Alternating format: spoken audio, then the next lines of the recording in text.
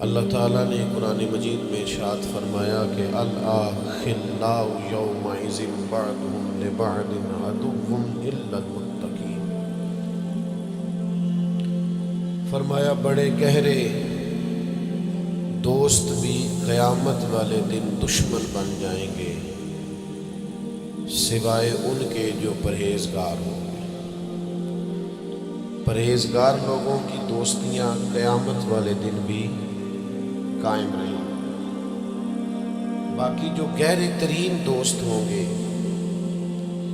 وہ قیامت والے دن دشمن بن جائیں گے۔ الا المتقین، سوائے پرہیزگار۔ دنیا میں آپ کو کوئی شخص ایسا نہیں ملے گا جس کا کوئی دوست نہ ہو،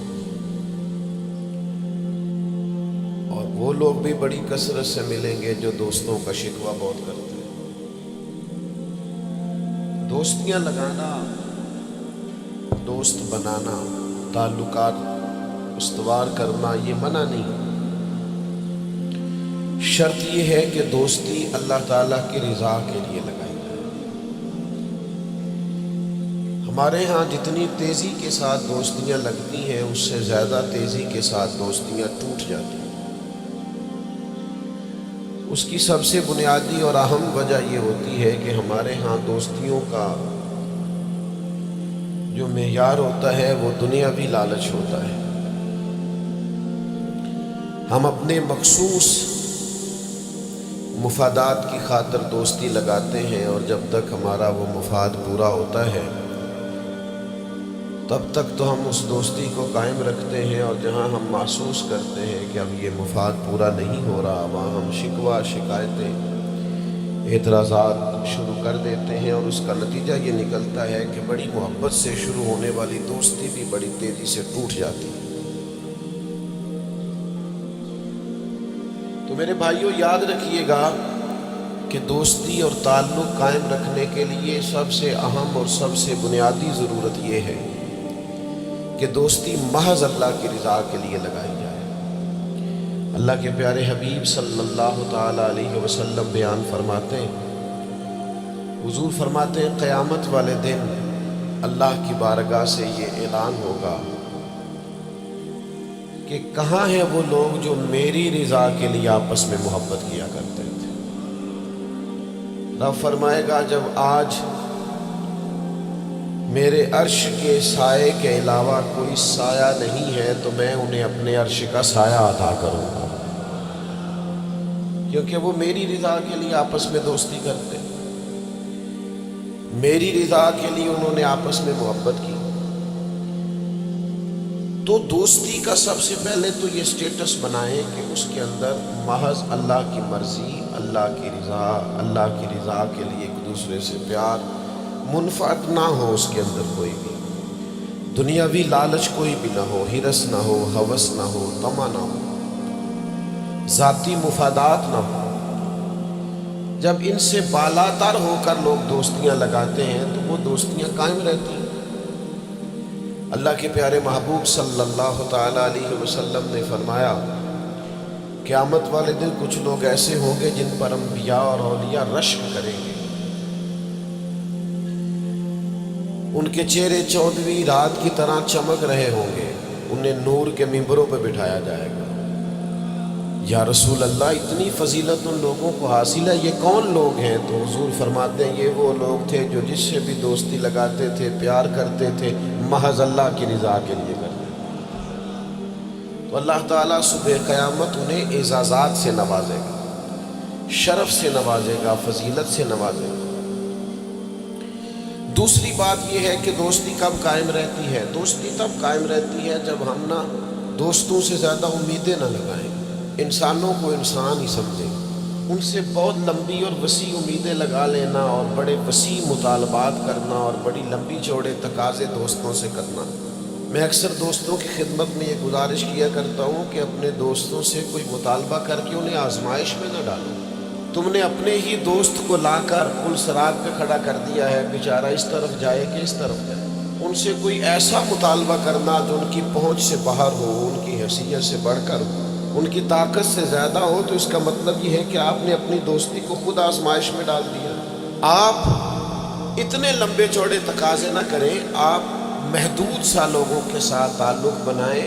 وہ جی میں اس کے اتنا کام آیا ہوں تو اب اس کو اس سے ڈبل آنا چاہیے، تو آپ نے دوستی کی نہیں، آپ نے تو تجارت کی۔ اگر آپ کی محبت ہوتی تو پھر تو آپ کا انداز اور ہوتا، جب تیرا حکم ملا ترک محبت کر دی، دل مگر اس قدر تڑپا کہ قیامت کر دی۔ تو یاد رکھیے گا کہ آپ حکم جب آ گیا، جب آپ محسوس کریں تو اس وقت پھر آپ اس چیز کو سمجھ جائیں۔ تو دوستیوں کو کبھی بھی آپ کٹہرے میں کھڑا نہ کریں، تعلقات کو کبھی بھی آزمائش کی بھیٹ نہ چڑھائیں، اس طرح کا ماحول نہ بنائیں جس میں آزمائش پیدا ہو، جس میں تکلیف بڑھ جائے، جس میں کرب کا احساس سامنے والے کو ستائے۔ کوشش کریں گنجائش رہے ماحول کے اندر، آسانی رہے، وسعت رہے۔ تیسری بات یہ ہے کہ اگر آپ محسوس کرتے ہیں کہ دوستی کو چلانا ہے تو پھر صرف اسی چیز کو نہ یاد رکھیں جو چیز آپ کو آج میسر آ رہی ہے اور آج آپ کو انکار ہو رہا ہے۔ اس سے پہلے جو دوستوں نے بڑی وفائیں کی ہیں وہ بھی تو یاد رکھیں نا۔ ہمارا یہ ماحول ہوتا ہے کسی بندے نے 99 دفعہ نیکی کی ہے، ایک دفعہ انکار کیا تو ہمیں ایک دفعہ کا انکار تو یاد رہتا ہے لیکن 99 نیکیاں یاد نہیں رہتی۔ یہ بہت بڑی زیادتی ہے۔ آپ کو اگر اتنی لمبی چوڑی اس کی نیکیاں فراموش کرنے میں 1 منٹ نہیں لگا تو پھر آپ نے دوستی کس مقصد کے لیے لگائی؟ آپ اس کو سمجھیں، اس کو آپ محسوس کریں۔ تو میں نے یہ دیکھا ہے زندگی میں کہ لوگ چاہتے ہیں کہ روز ان کا مطالبہ پورا کیا جائے، روز ان کا مطالبہ پورا۔ ہمارے ایک دوست تھے، بزرگ تھے، تو وہ سلسلہ طریقت کو چلاتے تھے، خانقاہی نظام کو، نظم کو لے کے چلنا مشکل ہوتا ہے۔ تو ان کے ایک مرید نے شکوہ کیا، اس نے کہا کہ حضرت پہلے آپ بڑا وقت دیتے تھے، اب آپ ٹائم نہیں دیتے۔ تو فرمانے لگے پہلے میرے بچے 1-2 تھے، اب درجنوں میں ہو گئے، اب وقت بٹ کے ملے گا نا۔ والد پہلے ایک پر توجہ دیتا ہے، بچے 4 ہو جائے تو ٹائم تقسیم، بات کی سمجھ آ رہی ہے؟ تو وقت تقسیم ہو کے ملے گا نا جب بچے بڑھ جاتے ہیں۔ اور فرمانے لگے ابھی تو میرے سمجھ لو 10-15 بچے ہیں، تو جب پوتے نواسے نواسیاں ہو گئے تو یہ اور زیادہ بڑھ جائے گا، پھر اس میں اور زیادہ تقسیم کار ہو جائے گی۔ تو پھر اس طرح کر کے ماحول میں تقسیم ہو جاتی ہے، اور یہ ہوتا ہے، یہ ایک صورت ہے۔ آپ دیکھیے نا، کبھی ایسا بھی ٹائم تھا حجر اسود پر کہ اس کو ہاتھ لگا کے آپ چوم لیتے تھے، اور ڈھیروں وقت صحابہ اس پر چہرے رکھ کے رویا کرتے۔ پھر ایسا وقت آیا کہ چھڑی لگا لو بھائی، چھڑی لگا کے پیچھے ہٹ جاؤ، اور اب ایسا ٹائم ہے کہ آپ دور سے استلام کر لیں۔ اب اگر آپ کہیں کہ مسلمان دیکھو جی حجر اسود کو تو ہاتھ لگانے کا موقع ہی نہیں مل رہا، تو بھائی نبی پاک نے تو فرمایا میں قیامت والے دن کثرت امت پر فخر کروں گا کہ میری امت زیادہ ہے۔ تو یہ تو تعداد کا بڑھنا، یہ تو کثرت کا ہونا، یہ تو باعث ناز اس کو سرکار نے کہا۔ اب آپ دائروں میں محدود کرنا چاہتے ہیں، آپ اس طرح کا ماحول بنانا چاہتے ہیں کہ کوئی شخص مقید ہو جائے، وہ اس دائرے سے باہر نہ نکلے، تو یہ تو بات درست نہیں ہے۔ تو کوشش کرنے کا مقام یہ ہے کہ آپ دوسروں کے لیے بھی گنجائش پیدا کریں، دوسروں کے لیے بھی آسانی کرنے کی کوشش کریں، پھر تعلق برقرار۔ اور پھر آپ پچھلی نیکیاں بھی تھوڑی یاد رکھیں کہ اس سے پہلے اس نے بڑی نیکی کی، بڑی محبت کی، تو پچھلی نیکیاں بھی دوستوں کی یاد رکھیں۔ صحیح بخاری سے ایک حوالہ عرض کرتا ہوں، نبی پاک صلی اللہ تعالیٰ علیہ وسلم کا نا ایک راز لیک ہو گیا۔ حضور مکہ مکرمہ پر حملہ کرنا چاہتے تھے، تو ایک خط لکھ کے دیا گیا ایک عورت کو کہ جا کے پہلے سے آگاہ کر دو مکے والوں کو کہ تم پر حملہ ہونے والا ہے۔ اس عورت نے وہ خط اپنے بالوں میں چھپایا، وہ نکل گئی۔ اللہ تعالیٰ نے محبوب پاک کو اطلاع دی، حضور علیہ السلام نے حضرت مولا علی کو 2 صحابہ کے ساتھ بھیجا، فرمایا مقام خاخ پر تمہیں ایک بی بی ملے گی، اس کے پاس سے خط ہے جو کفار کی طرف جا رہا ہے، اسے گرفتار کرو، وہ خط لے لو اور واپس آ جاؤ۔ حضرت مولا علی شیر خدا رضی اللہ تعالیٰ عنہ وہاں پہنچ گئے، اس خاتون کو گرفتار کر لیا، اس کو کہا وہ خط دے، وہ کہنے لگی میرے پاس تو نہیں ہے، کوئی خط نہیں۔ تو حضرت علی فرمانے لگے چونکہ میرے نبی نے کہا ہے تو خط تیرے پاس ہی ہے۔ ساڈے نبی دی زبان ساڈے واسطے قرآن، وہ زبان جس کو سب کن کی کنجی کہیں، اس کی نافذ حکومت پہ لاکھ ہو سکتا۔ خط تیرے پاس ہے، آپ نے تلوار نکال لی، فرمایا نکال دیا کہ نہیں؟ اس نے بال کھولے، خط نکال دیا۔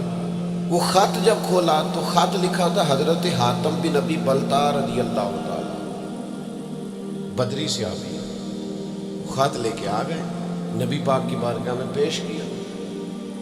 حضور نے خط کھولا، حضرت عمر کہنے لگے مجھے اجازت دے میں اس کی گردن کاٹوں، اس نے ہمارا راز فاش کیا۔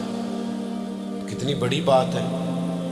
قرآن مجید کی سورہ ممتحنہ اس وقت نازل ہوئی تھی جب یہ واقعہ ہوا تھا۔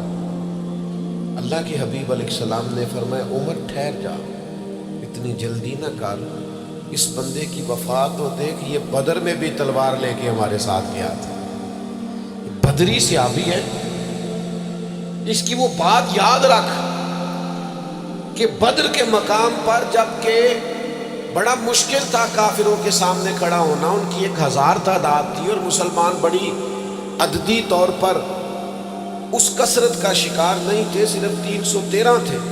اس موقع پر ان کے ساتھ کھڑا ہونا کوئی آسان نہیں تھا، لیکن یہ پھر بھی ہمارے ساتھ گئے تھے۔ تو حضرت عمر رضی اللہ تعالیٰ عنہ جب چپ کر گئے تو اللہ نے قرآن نازل کیا، کہا ہے ایمان والو یہودیوں اور عیسائیوں کو اپنا دوست نہ بناؤ۔ تو حضور فرمانے لگے دیکھ لو عمر، اللہ نے اسے مومن کہہ کے پکارا ہے، اللہ نے بھی اسے۔ اب نبی کریم نے فرمایا بتاؤ یہ تم نے کیا کیا؟ تو عرض کی یا رسول اللہ صلی اللہ علیہ وسلم آپ میرا ظاہر باطن جانتے ہیں، جتنے بھی یہاں سے لوگ ہجرت کر کے مکے سے آئے ہیں نا، ان کا کوئی نہ کوئی رشتہ دار مکے میں ہے جو ان کے رشتہ داروں کا، بال بچوں کا، گھر والوں کا دھیان رکھتا، میرا وہاں کوئی بھی نہیں۔ اور مجھے پتا تھا آپ نے حملے کا ارادہ کر لیا ہے تو انشاءاللہ کامیابی اللہ نے مسلمانوں کو ہی دینی ہے، وہ کر کچھ نہیں سکتے۔ میں ان پر ایک احسان کرنا چاہتا تھا تاکہ وہ میرے بچوں کا اور میرے پیچھے گھر والوں کا تھوڑا خیال رکھیں، اتنی سی میری خواہش تھی۔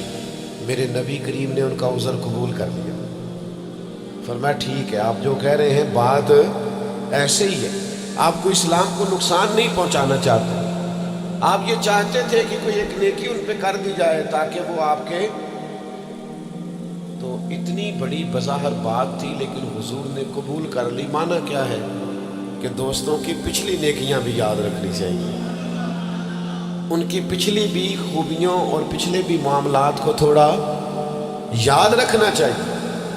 ہم کیا کرتے ہیں؟ ہم کہتے ہیں جی اب وہ یہ نہیں کر رہا، بھئی تب کر رہا تھا نا، تو تب کی یاد کر لو، تب کی یاد رکھ لو، اس وقت کی آپ خیال کر لیں۔ ہم کیا کرتے ہیں؟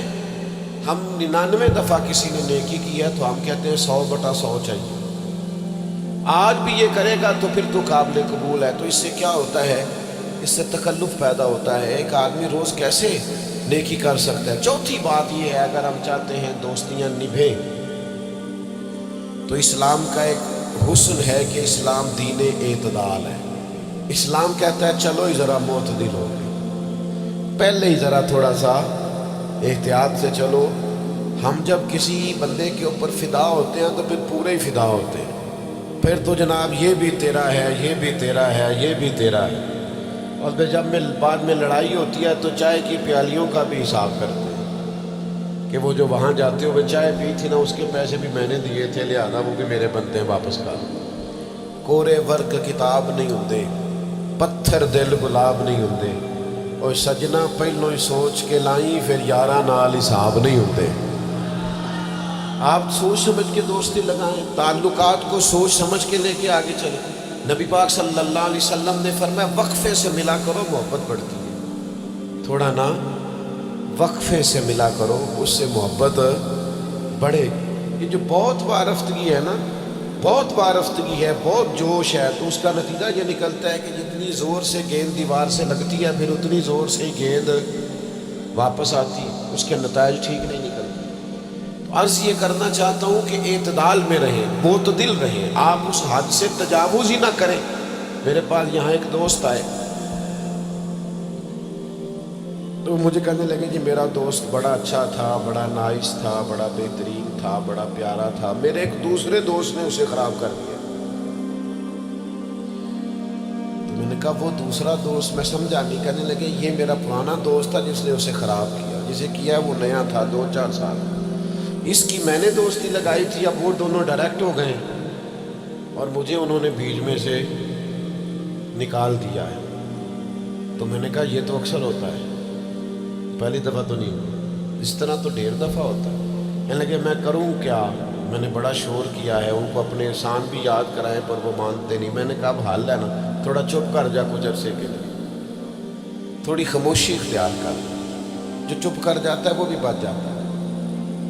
اگر تم چاہتے ہو کہ یہ دوستی پھر سے بحال ہو جائے تو زیادہ شکوے نہ کرو، زیادہ شکایتیں، ہم بعض اوقات اعتراضات اتنے کر بیٹھتے ہیں، شکوے اتنے کر بیٹھتے ہیں، اپنی زبان سے باتیں اتنی نکال بیٹھتے ہیں کہ دوبارہ پھر دوستی کا بحال ہونا ممکن ہے۔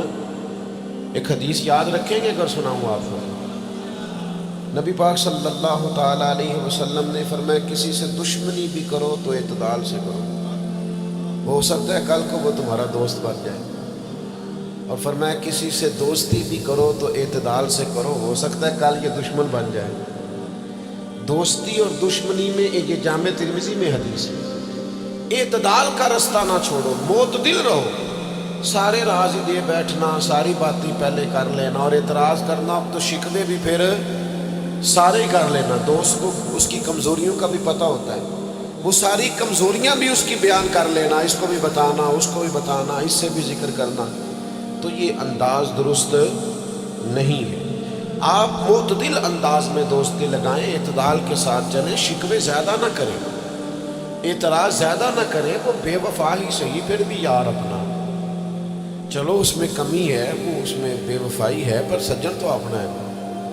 تو دوستی ہماری ہے اس کے ساتھ، اس کی کمزوریوں کو چھپائیں، آپ اس معاملے پر تھوڑا سا اپنے ظرف کو کشادہ کریں، آپ تھوڑی وسعت پیدا کریں۔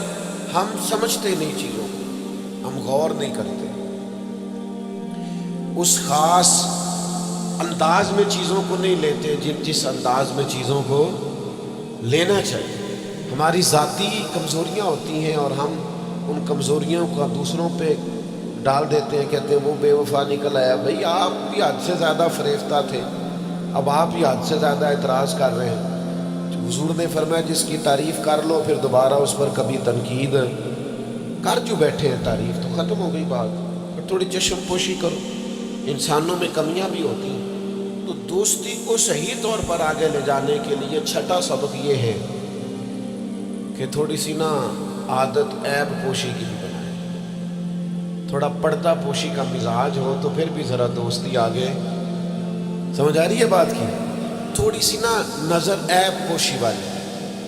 کچھ لوگوں کی تنقید کی آنکھیں اتنی زیادہ کھلی ہوتی ہیں کہ وہ بیچارے کسی جگہ بھی تعلق نہیں رکھ سکتے، جہاں جاتے ہیں انہیں کمیاں ہی کمیاں نظر آتی ہیں، خامیاں خامیاں نظر آتی ہیں، ان کا مزاج ہی نہیں ہوتا کسی عیب کو چھپانے کا۔ تو آپ جس جگہ پہ موجود ہیں، جس جگہ آپ کے تعلقات ہیں، جہاں دوستی ہے، جہاں محبت ہے، وہاں تھوڑا سا عیب پوشی کا بھی مزاج ہونا چاہیے۔ نبی پاک علیہ السلام نے فرمایا تو کسی مسلمان کی دنیا میں پردہ پوشی کر دے، اللہ قیامت والے دن تیری پردہ پوشی فرما دے۔ آپ تھوڑا سا اس کا عیب چھپا دیں، بات ختم ہو گئی، تھوڑی سی پردہ پوشی کر دیں۔ دیکھیں نا، ہمیں حکم دیا گیا ہے شریعت میں، کسی شخص کا انتقال ہو گیا، اب کچھ لوگ اس کے غسل میں شریک ہیں، تو ان کو حکم یہ ہے کہ اگر تم نے کوئی اچھی بات دیکھی نا، خوبی دیکھی، چہرہ کھل گیا ہے، جسم تر و تازہ ہے، تو یہ سب کو بتاؤ، اور اگر تم کچھ ایسی چیز دیکھو کہ بیماری کی وجہ سے جسم اکڑ گیا ہے یا کسی وجہ سے چہرے پہ کوئی سیاہی آ گئی، تو کسی سے ذکر نہ کرو۔ جانے والے کے لیے تم اچھی چیزوں کو تو بیان کرو، لیکن نقائص کو کبھی بھی بیان نہ کرو۔ اور نبی پاک علیہ السلام نے فرمایا اذکروا محاسن موتاکم، جب تم میں سے کوئی دنیا سے چلا جائے تو اس کی اچھی اچھی باتوں کا بیان کرو، اس کی اچھی اچھی باتوں کا ذکر کرو، اس کی خیر والی باتیں ڈھونڈ کے لوگوں کو سناؤ، یہ خوبی پائی جاتی تھی، یہ خوبی پائی جاتی تھی، یہ خوبی پائی جاتی تھی۔ میں تھوڑے دنوں کی بات ہے، ایک جگہ پہ میں حاضر تھا، تو ایک صاحب وہاں اپنے ہی دوستوں کے کسی جھوٹ کا ذکر کر رہے تھے اور وہ کہتے ہی جا رہے تھے بڑا غلط ہے، بڑے جھوٹ بولتا ہے، بڑے جھوٹ بولتا ہے، بڑے جھوٹ بولتا ہے۔ تو ایک آدھ دفعہ میں نے ان سے کہا کہ چلیں چھوڑیں، کوئی اور موضوع بھی ڈسکس کریں۔ انہوں نے کہا جی وہ بے وفا بھی بڑا ہے، مطلب پرست بھی بڑا ہے۔ پھر میں نے کہا چلیں کوئی اور موضوع بھی چھیڑیں۔ انہوں نے کہا نہیں جی وہ بندہ ہی بڑا غلط ہے۔ میں نے ان سے کہا ایک بات کروں؟ کہنے لگی کر لے۔ میں نے کہا آپ کو اس سے پیار بڑا ہے۔ کہنے لگے وہ کیسے؟ میں نے کہا آپ اس کا موضوع چھوڑنے کو تیار ہی نہیں۔ یہ جو آپ شکوہ کر رہے ہیں نا، اس کو نچوڑے نا تو اس کے اندر سے محبت چھلکتی ہے۔ آپ اس کا موضوع چھوڑنے کو تیار ہیں۔ یہ جو ہر بات میں اب کبھی آپ کہتے ہیں جھوٹا بڑا ہے، کبھی کہتے ہیں بدعہد بڑا ہے، کبھی آپ کہتے ہیں وہ مطلب پرست بڑا ہے، تو 3-4 دفعہ آپ سے کہا ہے موضوع بدل دیں تو نہیں نہ بدل رہے۔ اس کا مطلب یہ ہے کہ آپ کو اس شخص سے محبت۔ تو یہ جو آپ شکوے کر رہے ہیں نا بار بار، اسے بھی نچوڑے تو اس کے اندر سے محبت چھلک رہی ہے۔ وہ جو باپ بار بار کہتا ہے نا فلانا منڈا میرا بڑا نافرمان ہے، تو اصل میں والد کو پیار ہوتا ہے۔ وہ بار بار جو اس کا ذکر کرتا ہے، بار بار لوگوں کے سامنے۔ اچھا بچہ کہہ رہا ہوتا ہے مجھے بدنام کر رہے ہیں، یہ دیکھیں جی بار بار ہر جگہ سے یہ میری شکایتیں کرتے ہیں۔ اصل بات کیا ہوتی ہے؟ اصل بات یہ ہوتی ہے کہ اس بندے کو اس سے محبت بہت زیادہ ہے، وہ چاہتا ہے اس پیار کے سبب سے، اس محبت کی وجہ سے کہ وہ بار بار اس کا ذکر کرے، بار بار اس کا تذکرہ کرے، تو تھوڑی عیب پوشی کا مزاج بنائیں، تھوڑا درگزر کی طبیعت بنائیں، تھوڑا ماحول کے اندر اس طرح کا مزاج لے کے آئے۔ ہم دوستوں سے میں اکثر ایک بات کرتا ہوں، ہم نا صرف خامیاں یاد رکھتے ہیں، خوبیوں کا ذکر نہیں کرتے۔ اس کا نتیجہ یہ نکلتا ہے کہ ہماری دوستیاں تیزی سے ختم ہوتی ہیں، تعلقات زیادہ دیر پا ہوتے نہیں، چلتے نہیں۔ ہمیں کرنا یہ ہے کہ ہمیں اللہ کی رضا کے لیے دوستی کرنا، اللہ کی رضا کے لیے لوگوں سے پیار کرنا، اللہ کی رضا کے لیے اللہ کے بندوں کی باتیں سننی، اللہ کی مخلوق سمجھ کے لوگوں کی خوبیاں دیکھنی، اللہ کے بندے سمجھ کے ان کے اندر پائی جانے والی باتوں کو ہم نے اخذ کرنا۔ اگر ہم تعلقات میں لالچ لائیں گے، ذاتیات لائیں گے، زیادہ امیدیں لگائیں گے، اس کا نتیجہ ٹھیک ہے۔ ایک بزرگ غریب تھے پھر امیر ہو گئے، تو کسی نے ان کو مبارک دی کہ بڑی بات ہے آپ کو اللہ نے بڑے پیسے دیے ہیں، تو فرمانے لگے یار پہلے جو یار تھا وہ میرا دوست تھا، اب تو ڈھیر سارے لوگ میری جیب کے دوست ہیں، اب تو جیب کا رشتہ ہو گیا ہے لوگوں کا، ڈھیر سارے لوگوں کا۔ تو دوستیوں میں اخلاص لائیں، خلوص لائیں۔ ساری زندگی یہ طے کرے کہ میں نے دوست کے کام آنا ہے، پر میں نے دوست کو کام کہنا نہیں، میں نے اس کی خدمت کرنی ہے لیکن کبھی اسے اپنی خدمت کے لیے مجبور ہے، جس حد تک ہو سکے اس کی مدد کرنی ہے لیکن کبھی اسے اس تکلیف میں ڈالنا، یہ مزاج پیدا کرے۔ آپ کو اس دوستی میں روحانیت محسوس ہو، اس تعلق کے اندر آپ کو ٹھنڈک محسوس ہو، لیکن جب شائبہ ایک نقطے کا بھی ذاتی لالچ کہا جائے گا نا، پھر اس میں ٹھنڈک نہیں رہے گی، اس میں وہ خوبی نہیں رہے گی جو کہ ہونی چاہیے۔ اللہ تعالی ہمیں سمجھنے کی